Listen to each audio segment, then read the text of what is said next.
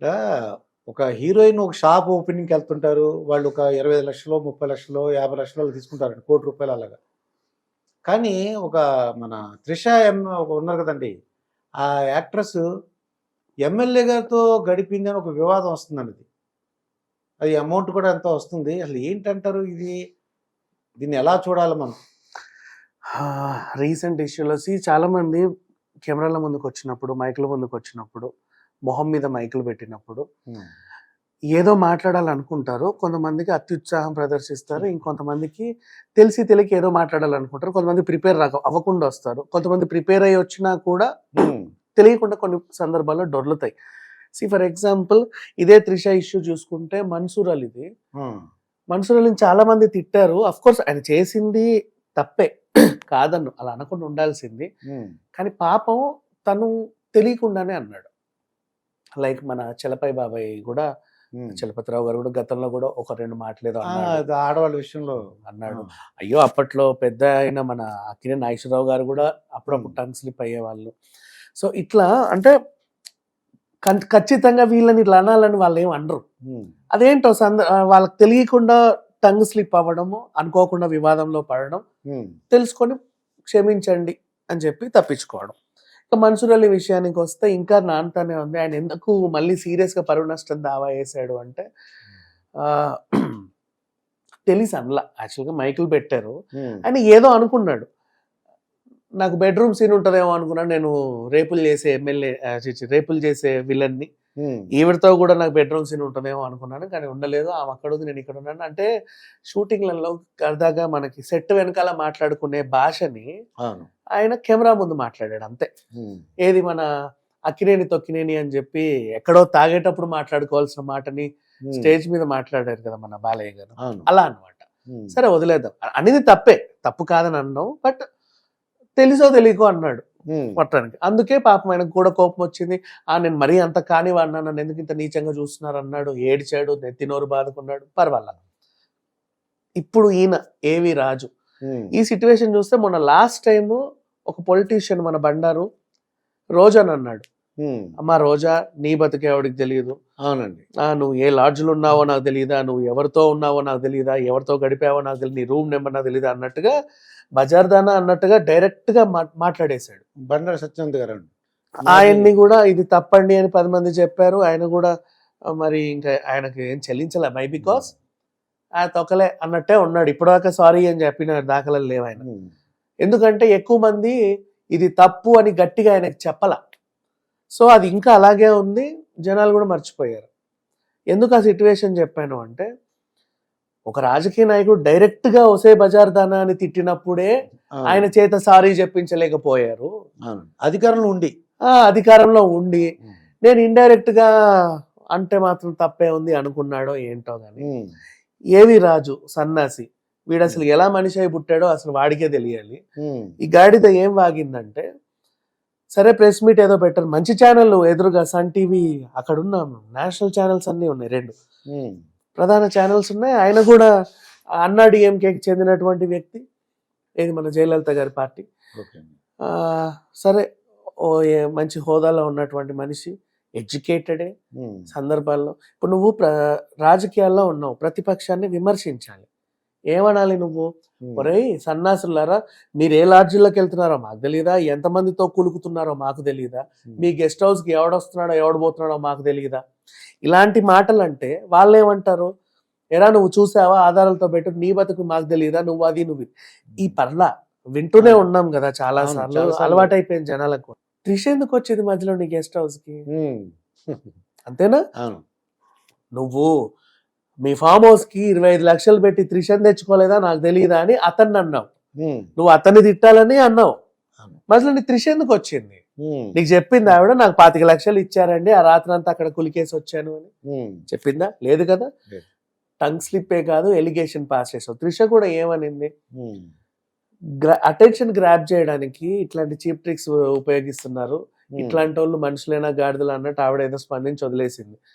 And Vishal గారు స్పందించారు, ఇంకొంతమంది మాట్లాడుతున్నారు, కమల్ హాసన్ లాంటి వాళ్ళు, రజనీకాంత్ లాంటి వాళ్ళు కూడా ముందుకు వచ్చి ఇది చాలా తప్పని చెప్తున్నారు. మన తెలుగు ఇండస్ట్రీ నుంచి కూడా ప్రముఖులు చెప్తున్నారు.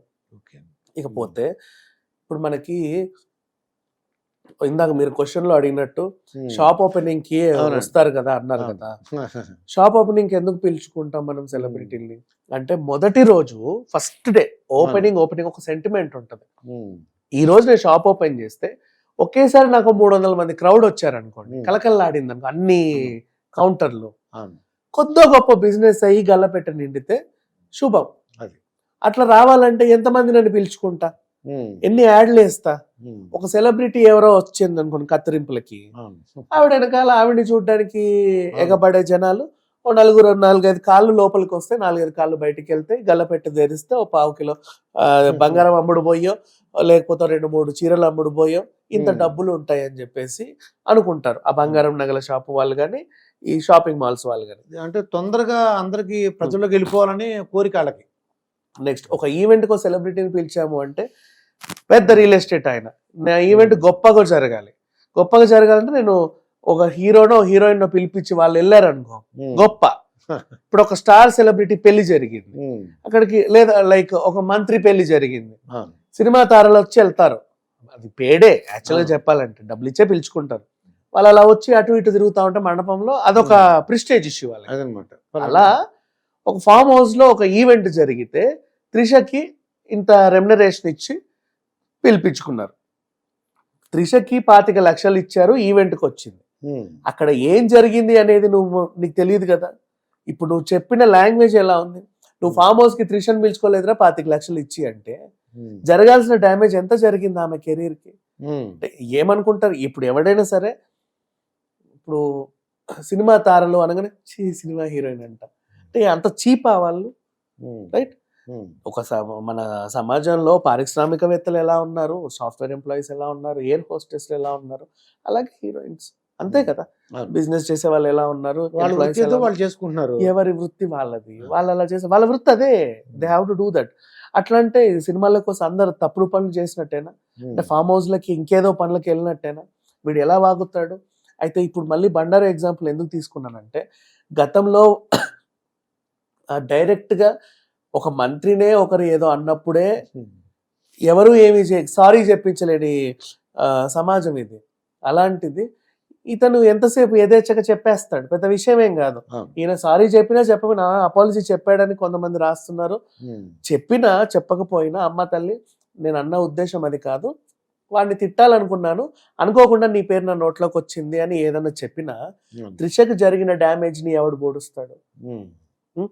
చాలా ఎంత ఇబ్బందికరం. డ్యామేజ్ జరిగింది. అవును. ఇప్పుడు మాట్లాడుకునే వాళ్ళందరూ కూడా ఈ వైన్ షాపులలో ఇప్పుడు రాత్రి నిన్న వచ్చింది వార్త, అవును. నిన్న రాత్రి ఆ వైన్ షాపులలో బ్యాగ్స్ లో తాగే వాళ్ళు ఇట్లా మొబైల్, అరే 25 లక్షలు త్రిష పోయింది అంటారా వీడి దగ్గరికి, అవును అంటారా అనరా? అనుకుంటాను. అంతే కదా. వాళ్ళకి తెలియదు కదా జరిగింది మళ్ళీ ఏంటి అసలు అని తెలియదు. తెలియదు, ఎందుకు వెళ్ళిందో తెలియదు.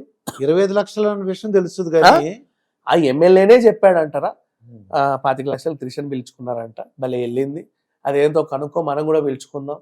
ఈ టైప్ లో మాట్లాడుకుంటారు చండాలంగా పబ్బులలో, సాఫ్ట్వేర్ ఎంప్లాయీస్ కానీ ఇంకెక్కడైనా బయట. ఇప్పుడు ఆమెకి ఎంత డ్యామేజ్ జరిగింది, దాన్ని ఎవరు పోడుస్తారు? మనకి ఎప్పుడు వర్షం నుంచి త్రిష పరిచయం అంటే హిట్ వచ్చింది, అంతకు ముందు నుంచి చిలా చితగా నటించిన అప్పుడు ఏదో నీ మనసు నాకు తెలుసు లాంటి సినిమాలు ఏవేవో చేసినా, యువ లాంటి సినిమాలు చేసినా, వర్షం నుంచి ఒక పెద్ద హిట్ వచ్చింది. ఆ తర్వాత ఆమె పౌర్ణమి వరకు మన కళ్ళ ముందే ఉంది, నువ్వు వస్తాను నేను వద్దంటానతో ఒక సపరేట్ ఫ్యాన్ బేస్ ఏర్పరచుకుంది. సేమ్ సక్సెస్ అటు తమిళ్లోను తెలుగులోను సంపాదించుకుంది. మొన్న మళ్ళీ రీఎంట్రీ ఇచ్చి లేడీ ఓరియంటెడ్ సినిమాలు చేసింది, అడప తడప ఆడిన. మొన్న పొన్నియిన్ సెల్వన్తో మళ్ళీ ఫామ్ లోకి వచ్చింది. ఇప్పుడు మళ్ళీ చిరంజీవికి త్రిష 18 ఏళ్ల తర్వాత, అప్పుడెప్పుడో స్టాలిన్, ఇప్పుడు మళ్ళీ వచ్చింది. అంటే ఇంకా తన గ్లామర్ ని మెయింటైన్ చేసుకుంటా ఇంకా ఒక స్టార్ హీరోని కొనసాగుతా. మొన్న లియోలో చేసింది, అఫ్ కోర్స్ ఆ లియో వివాదమే ఇందాక మాట్లాడుకున్నాం. ఇంత చక్కగా కెరీర్ కొనసాగిస్తా ఇన్నేళ్ల తర్వాత, ఇన్నేళ్లకి కూడా ప్రేక్షకులు ఎంటర్టైన్ చేస్తా ఉన్నటువంటి అమ్మాయిని, అంత పెద్ద స్టార్ హీరోయిన్, అంటే అందరికీ తెలిసినటువంటి అమ్మాయిని కొంతకాలంగా, ఇప్పుడు 90s కిడ్స్ అందరికీ త్రిష తెలుసు కదా, 2000 కిడ్స్ అందరికీ త్రిష తెలుసు, వాళ్ళే ఉన్నారు ఇప్పుడు సమాజంలో మొత్తం, అందరికీ త్రిష తెలుసు.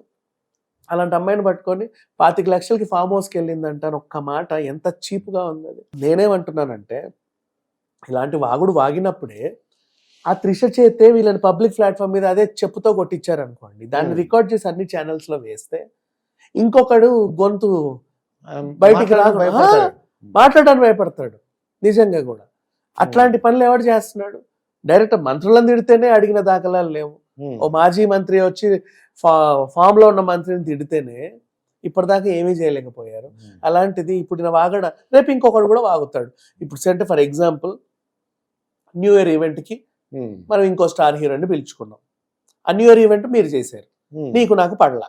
రేపు నేను మొన్న 1వ తారీఖు నువ్వు ఆ హీరోయిన్ తెచ్చి ఏం చేసావో నాకు తెలియదా, 10 లక్షలు ఇచ్చి తెచ్చుకున్నావు నాకు తెలియదా? 10 లక్షలు తెచ్చుకున్నావు, ఆమె ఎందుకు వచ్చింది? ఆ ఈవెంట్ చేసి వెళ్ళింది. కానీ నేను అన్న మాట ఎట్లుంది?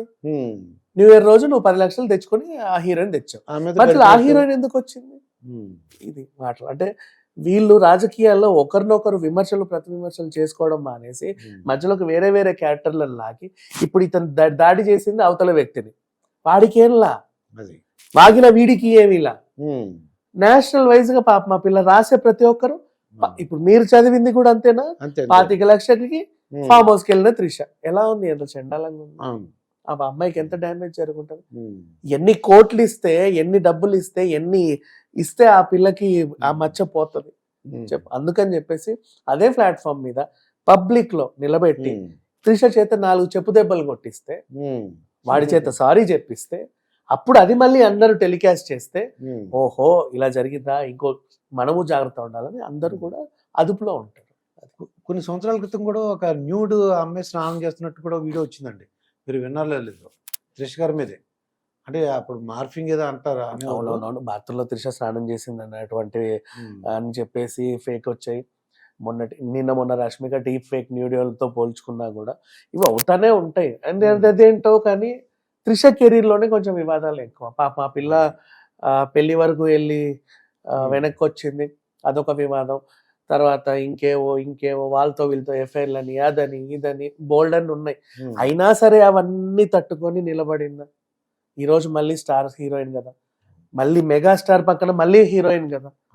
త్రిష సక్సెస్ అవుతుంది అంటే ఎంతమంది ఎన్ని అన్నా, ఎంతమంది బురద జల్లినా, ఎంతమంది ఏమన్నా సరే తట్టుకొని ఇంకా స్టార్ హీరోయిన్ కొనసాగుతుంది అంటే గొప్ప విషయమే కదా.